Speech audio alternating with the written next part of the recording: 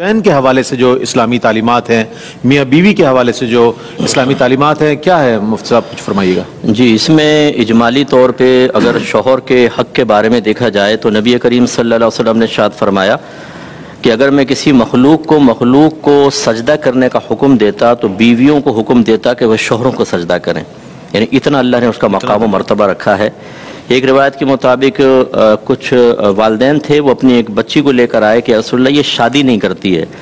तो रहमत कौनैन सल्लल्लाहु अलैहि वसल्लम ने उसकी वजह दरियाफ्त की तो उसने अर्ज़ की, रसूलुल्लाह सल्लल्लाहु अलैहि वसल्लम पहले मुझे बताइए कि शौहर का बीवी पर हक़ क्या है। रहमत कौनैन सल्लल्लाहु अलैहि वसल्लम ने फरमाया कि शौहर का ये हक़ है कि अगर उसका पूरा जिस्म खून और पीप से भरा हो और औरत अपनी ज़बान से चाट कर उसको साफ कर दे तब भी उसका हक़ अदा नहीं कर सकती। मुराद ये है, ये तो एक हिस्सी मिसाल दी सरकार ने जो काबिल कराहत है, यानी बज़ाहिर कराहत आती है। मुराद ये है कि शौहर की तरफ से कितने ही नापसंदीदा मामलात हों, बीवी को सब्र व तहम्मुल से काम लेना होगा। तो उस बच्ची ने कहा, या रसूलल्लाह बस यही बात है कि मैं अपने आप को ये नहीं समझती कि मैं ये हक़ अदा कर सकूंगी। अच्छा। तो रहमत कौनैन सल्लल्लाहु अलैहि वसल्लम ने उसके वालिदैन को फिर मना कर दिया कि इसको फोर्स ना किया जाए। अच्छा। तो ये तो एक इजमाली शौहर का एक मकाम मर्तबा। और इसी तरह ख़वातीन के लिए नबी करीम सल्लल्लाहु अलैहि वसल्लम ने अपने आखिरी खुतबे में इरशाद फरमाया कि अल्लाह तबारक व तआला ने, मैं तुम्हें औरतों के मामले में अल्लाह से डराता हूँ कि अल्लाह ताला ने इस कमज़ोर मखलूक को तुम्हारे ताबे किया है, तुम इनके बारे में हमेशा अपने अल्लाह से डरते रहना। तो ये एक इजमाली तौर पे दो तालीमात हमारे सामने हैं कि शौहर का बड़ा हक़ है और बीवी के मामले में डरते रहें। अब अगर हम थोड़ी सी तफसील में जाएं तो बीवी का हक़ ये है कि शौहर उसको नान नफ़क़ा दे, जिसमें खाना पीना, लिबास और रहाइश दाखिल है। रहाइश का तस्वुर ये है कि अगर जॉइंट फैमिली भी है, एक रूम अगर वो ऐसा दे देता है जिसमें लड़की अपने प्राइवेसी की हिफाजत कर सकती है तो ये काफ़ी है, और अगर ऐसा नहीं है तो फिर एक अलग रहाइश उसको लेकर देनी होगी। और लिबास और खाना पीना, और ये अव्वलन जो है वो अगर शौहर मालदार है तो फिर औरत के मुताबिक होता है। मसलन इसने 3 बीवियां कर ली, एक मालदार है, एक मिडिल क्लास की, एक लोअर क्लास की है और ये मालदार है, तो तीनों को, यानी मालदार को तो मालदार का ही तरह का नान नफ़क़ा देना लाजिम होगा, औसत दर्जे वाली को औसत दर्जे का और गरीब को औसत दर्जे का। और अगर शौहर मिडिल क्लास का है तो फिर अमीर को मिडिल क्लास के देगा, मिडिल को मिडिल देगा और गरीब को गरीब वाला दे सकता है, और खुद गरीब फ़कीर और तीनों से शादी कर ली तो तीनों को गरीबों वाला देगा। तो ये भी एक है हक़ के किस औरत का कैसा है। यहाँ तक लिखा है कि अगर कोई बच्ची ऐसे घर से आई है जहाँ खाना पकाने वाला हो, सफाई करने वाला हो, माली मौजूद हो, ड्राइवर मौजूद हो, तो अब अगर शौहर अफोर्ड कर सकता है, इसको ये तमाम के तमाम बीवी को देनी पड़ेंगी चीज़ें। अच्छा। ये उसका हक़ होता है, तो ये इसको भी समझना चाहिए। इससे वो सासे भी ज़रा गौर करें, नाराज़ ना हो कि अगर बहू आई है किसी ऐसे घर से जहाँ सब सहूलतें और ये दे सकते हैं तो मासी को भी निकाल देते हैं। बिल्कुल, वो कहते हैं नहीं बहू से काम करवाऊंगी। तो ये भी एक बेजा जिद है हमारे यहाँ कि जो झगड़ों का सबब बनती है, तो समझना चाहिए, सीखना चाहिए। इसके अलावा बीवी की तरबियत करना शौहर के ऊपर बहुत बड़ा हक़ है। या अय्युहल्लज़ीना आमनू क़ू अनफुसकुम व अहलिकुम नारा वक़ूदुहा अन्नासु वल हिजारा, ईमान वालों अपने आप को और घर वालों को जहन्नम की साग से बचाओ जिसका ईंधन आदमी और पत्थर है। और मर्द हजरात अक्सर इस हक़ से गाफिल है। बीवी अगर आई है, उसे अकीदे की मारिफत हासिल नहीं है तो वो देनी होगी, अहकाम शरइया अमलिया सिखाने होंगे, गुनाहों की मारिफत देनी होगी, उसको गुनाहों से रोकना होगा, उसे नेकी का हुक्म देना होगा। ये औरत का हक़ है, जो अगर शौहर जिम्मेदारी पूरी नहीं करेगा तो जहन्नम का अजाब है। इसके अलावा उसको बुरी सोहबतों से रोकना ये बीवी का हक़ है जो शौहर के ऊपर लाजिम कर दिया गया है।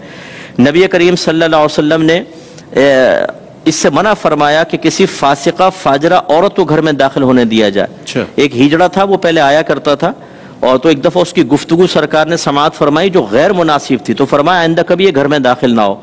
और एक ने अपने हाथ पर वो लगा ली थी मेहंदी, तो उसको जिला वतन कर दिया था।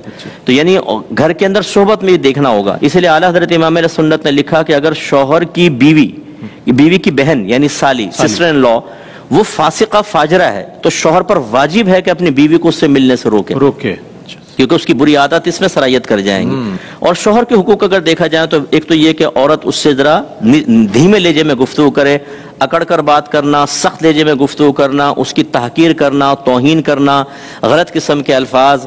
एक शौहर ने मुझे बाहर से बड़े मजलूमाना अंदाज में कहा कि यार मुफ्ती साहब आज तो मेरी बीवी ने मुंह पर थप्पड़ मार दिया। मैंने कहा बेटा सब्र ही कर, क्या कर सकते हैं, ये तुमने ही सारा ये खुद किया है। सब्र पर अजर है मुफ्ती साहब? हाँ बिल्कुल, बहुत अजर है इसमें, तो बड़ा ही अजर अजीम है।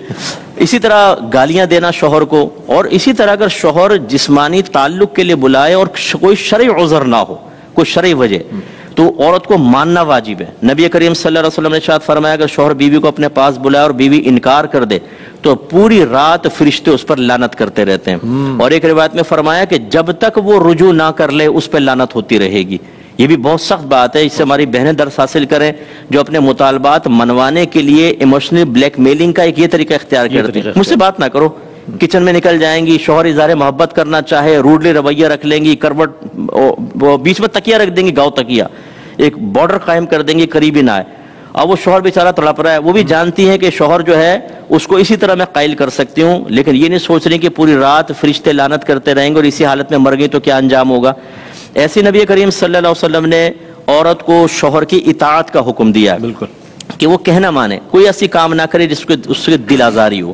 ہاں بس یہ جیسے حضرت نے بھی بیان فرمایا ماں باپ کے حق جو آپ نے پوچھا شوہر کا بھی، ان تمام حقوق میں ایک بات بس یاد رکھنے والی ہے کہ اس وقت تک اطاعت ہوگی جب وہ اللہ تعالیٰ اس کے رسول کے حکم کے خلاف حکم نہ دیں۔ صحیح، کیونکہ نبی کریم نے منع فرما دیا کہ اللہ تبارک و تعالیٰ کی معصیت میں کسی مخلوق کی فرما برداری جائز نہیں۔ اس میں اگر ماں باپ گناہ کا حکم دیں یا شوہر بیوی کو حکم دے، مثلا پردہ نہ کرو، ایک خاتون نے کہا میرے شوہر کہتے ہیں میرے دوستوں کے سامنے بے پردہ بیٹھو، میں نے کہا یہ تو ٹھیک نہیں ہے، تو میرے شوہر نے کہا جب میں ان کے گھر جاتا ہوں ان کی بیویاں بھی میرے سامنے بیٹھتی ہیں۔ یعنی کتنی زبردست دلیل دی ہے اس نے، دیکھیں کہ بھائی وہ جب دعوت نظارہ دے رہے ہیں تو تم بھی اس کے لیے راضی ہو جاؤ۔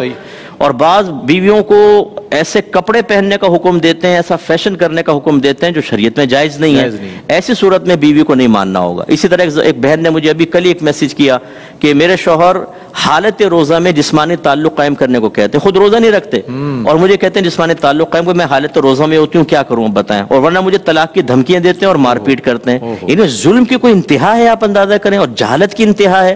اس میں پھر بہن کو یہ کہا کہ آپ اپنے موقع پر قائم رہیں، اللہ آپ کی مدد کرے گا، لیکن اس میں مخلوق کی اطاعت جائز نہیں ہے۔ تو یہ تھوڑا سا اسی لیے ہم نے کہا کہ یہ معرفت حاصل جب تک نہیں ہوگی تب تک ہم صحیح بیلنس لائف نہیں گزار سکتے۔